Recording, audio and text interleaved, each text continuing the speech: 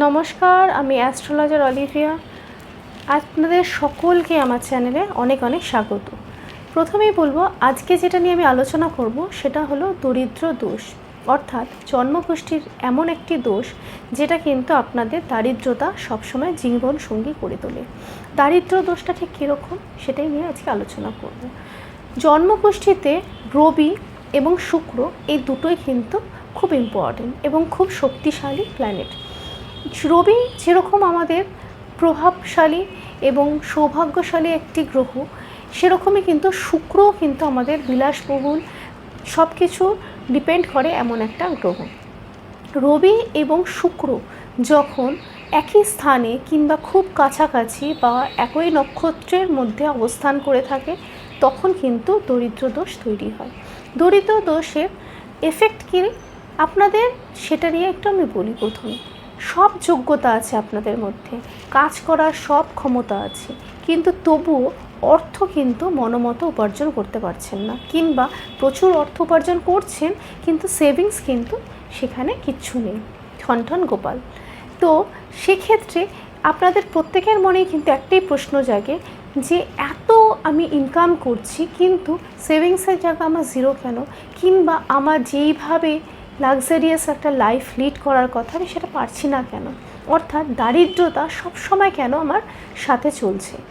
রবি এবং শুক্রকে তখনই আপনার জন্মকুষ্ঠিতে দেখবেন যে এরা কিন্তু একই স্থানে আছে কিনা, যেটা আমি বললাম, কিংবা একই নক্ষত্র আদান প্রদান করছে কিনা, কিংবা খুব কাছাকাছি অবস্থান করে আছে কিনা, তাহলে কিন্তু আপনাদের দরিদ্র দোষ তৈরি হবে। এটা গেল পয়েন্ট 1।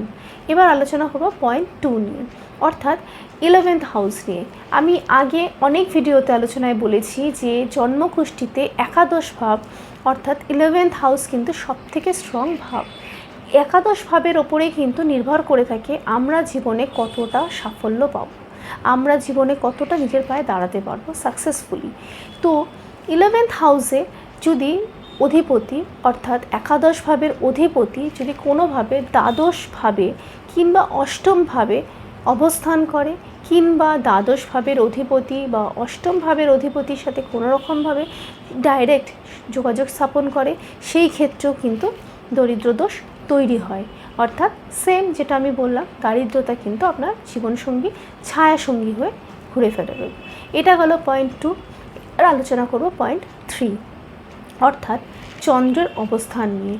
আমি এর আগে অনেকবার বলেছি, চন্দ্র হলো মনের ভাবকারক গ্রহ, অর্থাৎ চন্দ্র হলো মায়ের মাতৃকারক গ্রহ, অর্থাৎ মায়ের স্থানের জন্য সব থেকে আলোচনা করা হয়ে থাকে।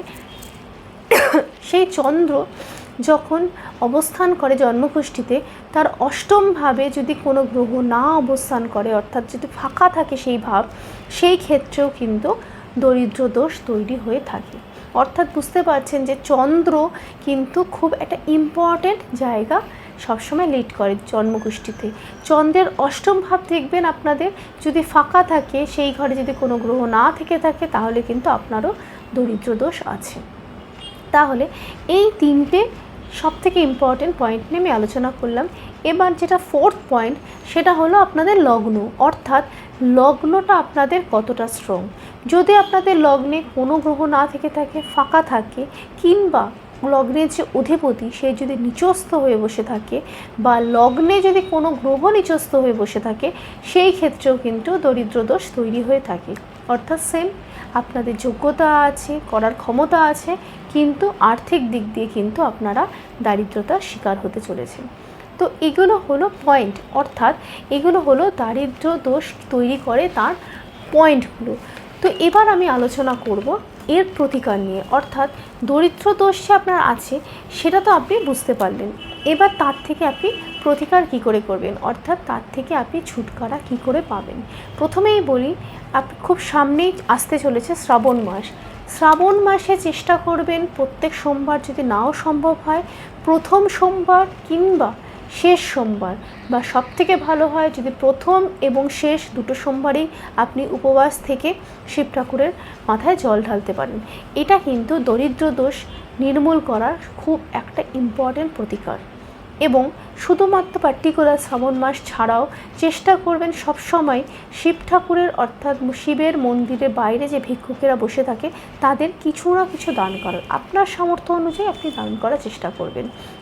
প্রত্যেক মঙ্গলবার এবং প্রত্যেক শনিবার হনুমান ঠাকুরের মন্দিরের বাইরে যেসব ভিক্ষুকেরা থাকে কিংবা মঙ্গলবার শনিবার কাউকে কিছু দান করার চেষ্টা করবেন।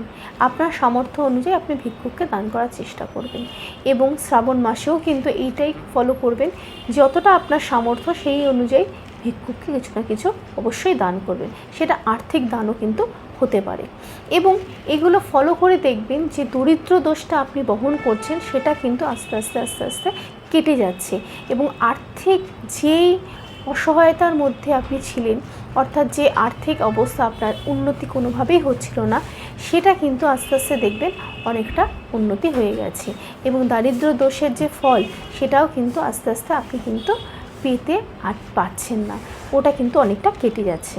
তো আজকে আলোচনা করলাম আমরা দরিদ্র দোষ নিয়ে, অর্থাৎ কী পজিশান থাকলে আমরা দারিদ্রতার এই দোষের শিকার হয়ে থাকি। আজকে এটা আলোচনা করলাম। খুব তাড়াতাড়ি আরেকটা ভিডিও নিয়ে আসবো, সেখানে আরেকটা এরকম ইন্টারেস্টিং কোনো বিষয় নিয়ে আলোচনা করব। আজকের ভিডিও যদি আপনাদের ভালো লেগে থাকে অবশ্যই ভিডিওটা শেয়ার করবেন, লাইক করবেন এবং আমার চ্যানেল কিন্তু সাবস্ক্রাইব করবেন। আজকের জন্য এখানেই ভিডিও অফ করলাম। নমস্কার, সকলে ভালো থাকবেন, সুস্থ থাকবেন।